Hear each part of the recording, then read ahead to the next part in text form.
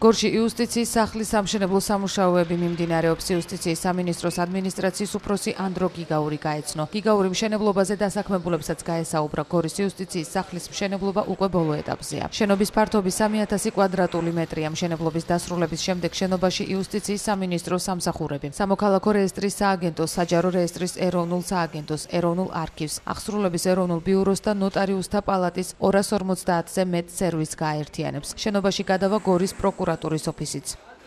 სულ რამდენიმე კვირაში გორში გაიხსნება ახალი თანამედროვე იუსტიციის სახლი, სადაც დასაქმდება 100-მდე ადგილობრივი მაცხოვრებელი. გორის იუსტიციის სახლი მოსახლეობას გაუწევს 250-ზე მეტ უნიკალურ სერვისს, რაც იმას გულისხმობს, რომ ძალიან სწრაფად, მოხერხებულად, ეფექტურად მოემსახურებიან მოქალაქეებს და რაც თავარია, ეს არის ძალიან ლამაზი არქიტექტურის მქონე შენობა, რომელიც გათვლილია ყველაზე თანამედროვე მომსახურების სივრცეებზე. ამჟამად ხორციელდება მოსაპირკეთებელი სამუშაოები, იწყება ფასადის შემინვა და მზადდება ფასადის ფიბრობეტონის მოსაპირკეთებლად მოსამზადებელი სამუშაოები. სამუშაოები მიმდინარეობს დამასრულებელ ეტაპზე. სრულდება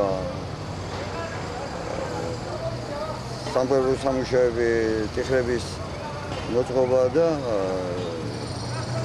ამავე დროს გათბობის, ვენტილაციის და სხვა სპეცსამუშაოები.